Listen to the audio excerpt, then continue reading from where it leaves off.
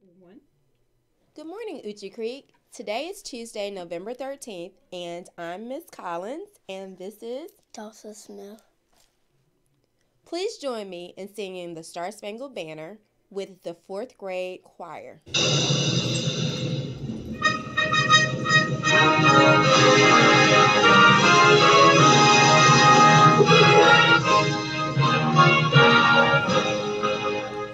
Oh, say, can you see by the dawn's early light, where so proudly we hailed, and the twilight's last gleaming, whose first stripes and bright stars through the perilous fight, as the ramparts we march, were so gallantly streaming, and the rockets sang clear, the guns bursting in air, gave proof to the night that our flag was still there.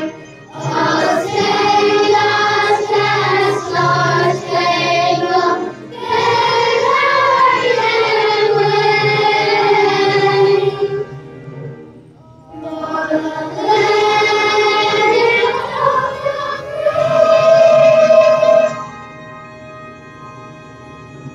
in the home of Galloway.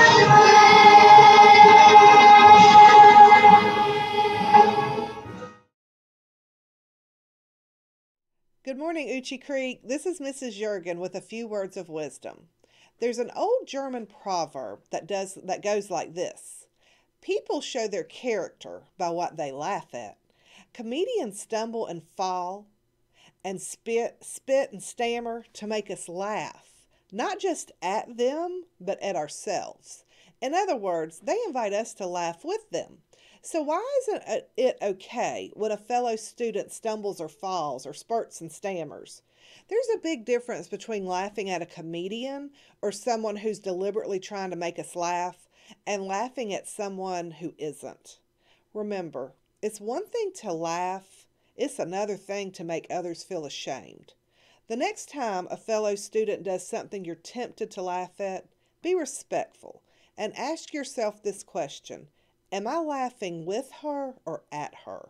With something to think about, this is Mrs. Jurgen. Make it a great day or not. The choice is yours. Guess what today is, boys and girls? What is Miss Collins' favorite word? That's right. What is it, Dawson? Kindness. Kindness. And so today, November 13th, is World Kindness Day. We want you to take this opportunity to show an act of kindness throughout the day at the school. We always want you to practice being kind, but especially today on World Kindness Day. So practice kindness in some way or fashion today at Euchee Creek. The bus rule this week is to not fight or tease other students or make a lot of noise. It distracts the driver and keeps him from giving proper attention to driving that affects your safety. Remember to send in those box tops for the November challenge. Don't forget to put your name on it. Also, remember to continue to bring in canned goods for the Top Turkey Food Drive. All right. And so far, for our Top Turkey Food Contest, we have in third place Miss Douglas's fourth grade class, second place Mrs. Smith's kindergarten class, and still in first place Mrs. Foster's fifth grade class. So continue to bring in cans so that you guys can get on top. Good morning, Euchee Creek Elementary. I am here to let you know on some fantastic news that is coming up this Wednesday, as in tomorrow. You will be participating in your classroom spelling bee. When was that, Miss Oleg? Tomorrow. And that's spelled what? I always spell that word kind of funny. I always forget. I learned how to spell it. You spell Tom or Row. Tom or Row. Tomorrow. So, Tom or Row, you will take the classroom spelling bee. And I hope that you do GREAT. COOL. If you are missing your spelling bee list, you have a day to get it from your teacher to get another copy so you can study those words and be fantastic. Spelling bee winners, we will be meeting on Friday at 12:30, but I will let your teachers know. I'm excited to see who my spelling bee winners are. WINNERS! Exclamation mark. Here's your joke from Rodney Koppel. What does a cow say when you are in the way? Move out the way. Yeah. Move over. Thank you, Dawson. You're welcome. Here's one more from Kaylin Kirkland. What was the first animal in space? A cow? No, Give up? What do you think it is? I don't know. The cow that jumped over the moon. Have a great day. Stay on track. Whoop, whoop.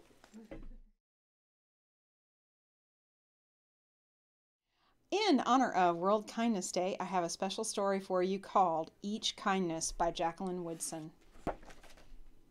That winter, snow fell on everything, turning the world a brilliant white. One morning, as we settled into our seats, the classroom door opened and the principal came in.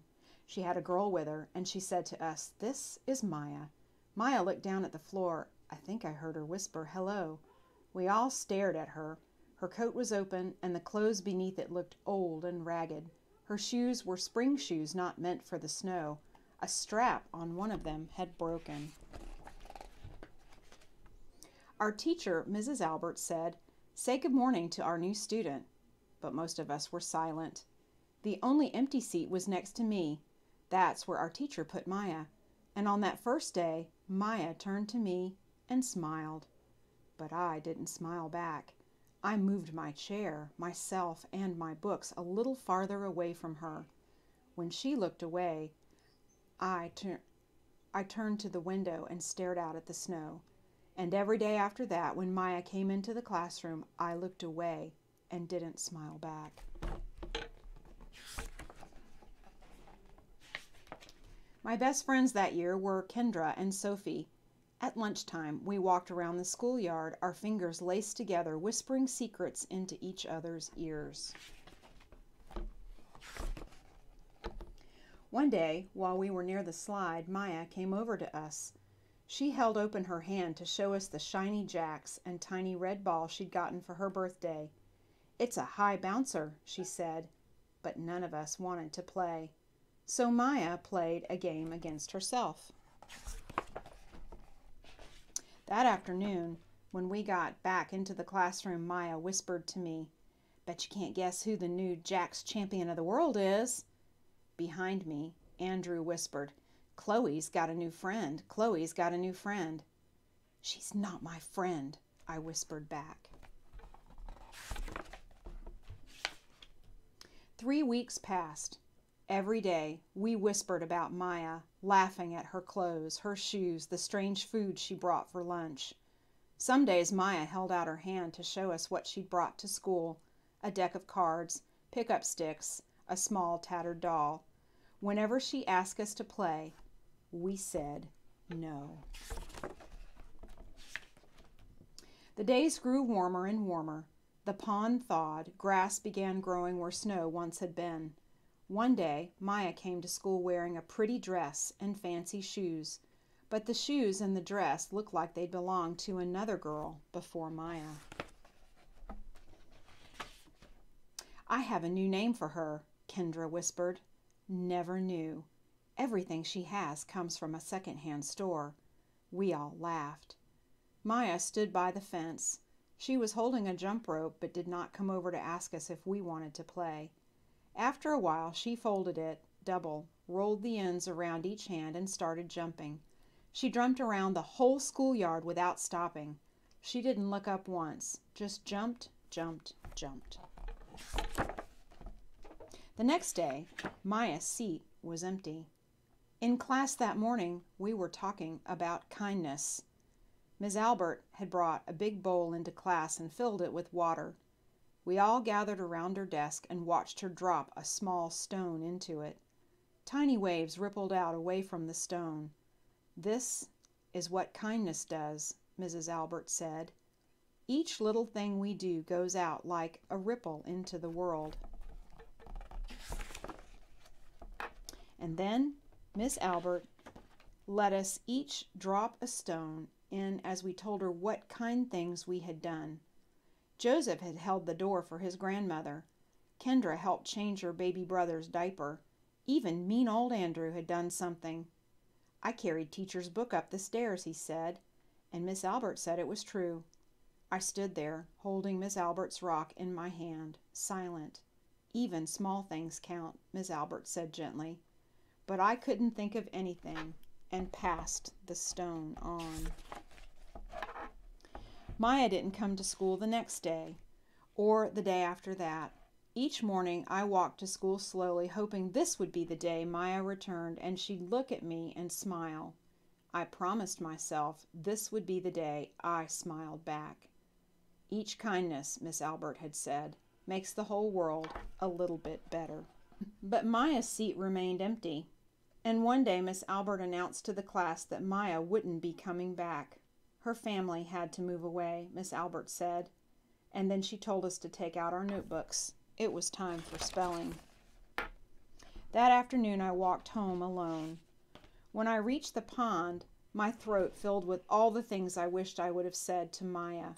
Each kindness I had never shown. I threw small stones into it over and over, watching the way the water rippled out and away. Like each kindness done and not done, like every girl somewhere holding a small gift out to someone, and someone turning away from it. I watched the water ripple. As the sun set through the maples and the chance of a kindness with Maya became more and more forever gone. The end.